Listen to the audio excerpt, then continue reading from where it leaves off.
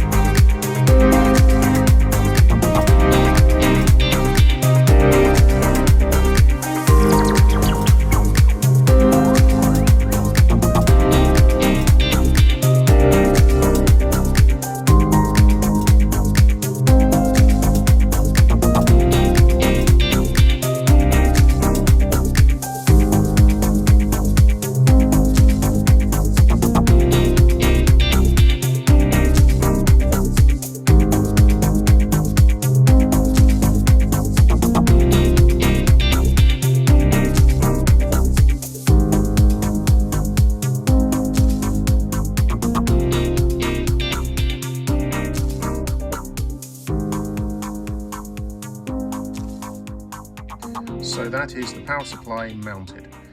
As you can see, I've got an additional set of 5-volt power cables coming off the 5-volt output of the power supply. I've added here an additional smoothing capacitor just in case there's any noise going to the boards, and the 12-volt input has been fastened in and glued down. The board has been glued down. So what I'm going to do now is I'm going to plug the dashboard in to the power supply. So I've got a power supply here which delivers anything from nothing to 30 volts. I've got a test rig here which I use to simulate the inputs of a bike, and I'm going to just power up the dashboard now and just make sure that the 12 volts going into the power converter module works, powers up both of the boards, and then I'll continue and mount the display. Right, so I'm now going to power this up for the first time using the power converter module, and I'm expecting to see that light up, this board light up, the board to boot up, and the Arduino to also light up and start communicating with the board.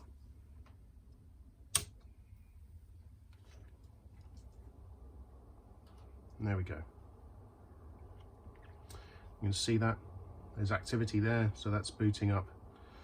Power converter module has lit up, that's come on. So now we've got 12 volts going in, 5 volts going out. Let's just check the other boards, just see if they've lit up appropriately.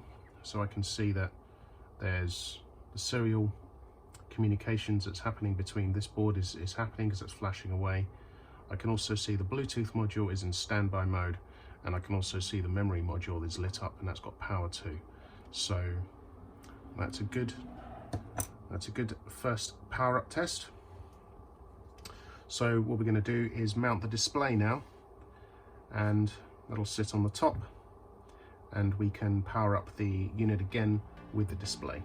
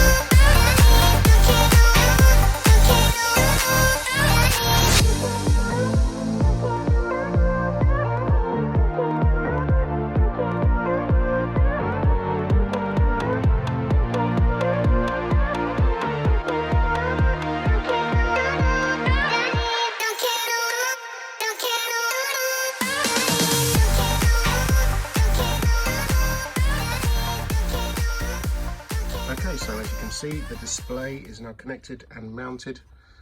It's all basically there. Basically what I've done, I've mounted the CFT control board to the back of the display, fastened that down, glued that down, soldered the power cables to the display control board, and I've hooked up the HDMI cable with from the Raspberry Pi to the display. So the HDMI cable is now in.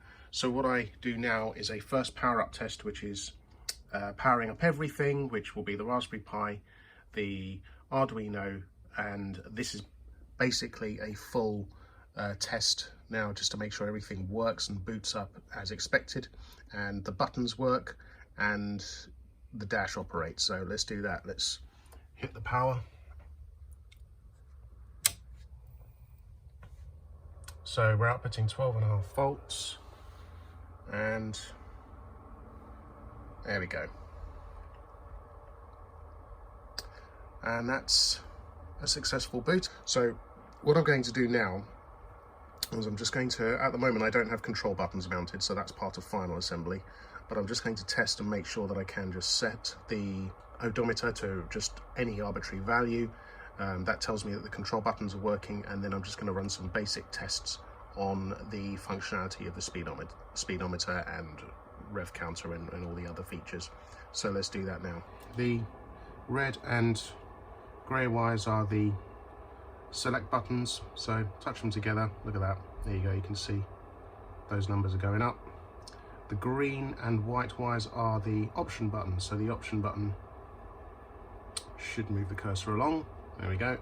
So let's just set this to 30,000 miles, move that along. It's a little bit tricky to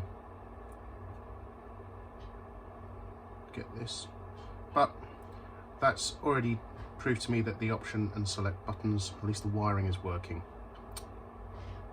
And there we go. So what I'm going to do now is use my test rig and just test that everything's working. So I can see there that neutral is working. So this box I've got here will simulate what happens when neutral is activated on your bike, which essentially just grounds the wire.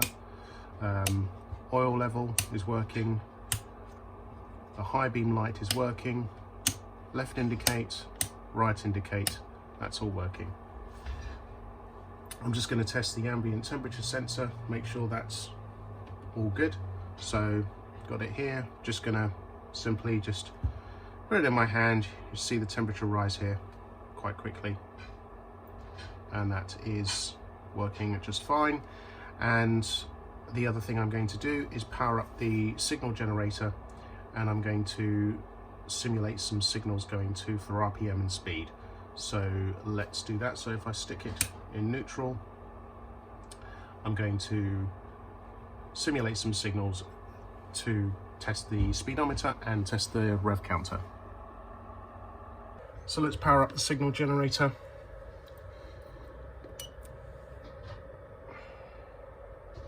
Right, so we are generating, channel 1 is revs and the blue channel 2 is speed. I'm just going to switch off the channel 2 for now, so we're not outputting any sort of speed signal. So if I'm just going to change that value, and you can see RPM's going down, increase, you can see the RPM signal is working just fine. So now I'm going to output a speed signal. But before I do that, I'm going to take the bike out of neutral, so I hit my neutral switch. So another thing is this little LED here tells me that it's activated the fan. So if this was connected to your bike, your fan would be going right now because the engine's running and you're in neutral. If I take it out of neutral, your fan goes off, you're in first gear. This outputs a speed signal. There we go. So that's now the speed signal confirmed to be working. I'm going to just increase the signal for speed, and you can see that's working just fine. The other things I like to test are the fuel gauge and water temperature. So I've got two adjusting dials here. So what I'm going to do, the first one is for water. So as I increase the water temperature, you can see that going up, and when it gets to the default value of 100 degrees Celsius, so you can see this little light here, which means your fan is currently not on, and I'm going to increase that, get it to over 100, and there you go, that light's turned on, which means it's switched on your fan. I'm going to increase it some more to simulate an engine overheat condition. Your bike should never really get this hot, but at least you can see there that the warning is working just fine. Similarly, I'll do the same for the fuel gauge, but I can already see that's working fine because I've got this all the way up to almost a full tank, and it's showing quite almost a full tank of fuel, so that's working just fine. So that is a successful test of this TFT Dash. So I'm quite happy now to put this together. I'm going to take the covering enclosure that goes on now, and it gets screwed down. But before I do that, I'll remove the display, and that board, that TFT control board, which is mounted at the back of the display, that gets conformal coated as well for some water protection, weather protection, and we will then put it all together, and that'll be stage 1 complete.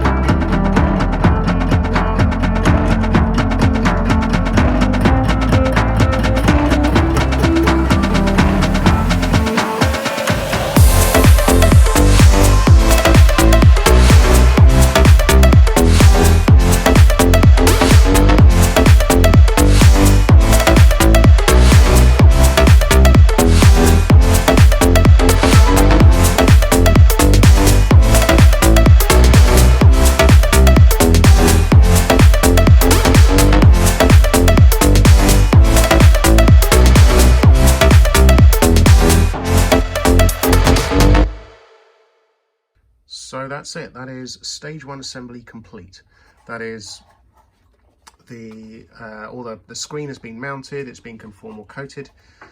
There is the covering enclosure has been installed, it's been screwed down from the back, as you can see.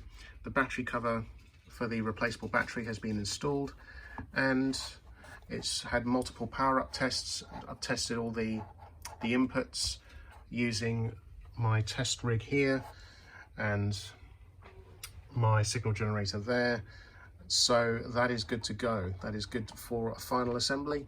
I'm quite happy with how that's this dash is working and performing. There is a covering screen with protective cover over there that comes with a display. I generally leave that on. I take that off just right before I put on the final waterproof covering screen, which goes over the top. So that's it for stage one.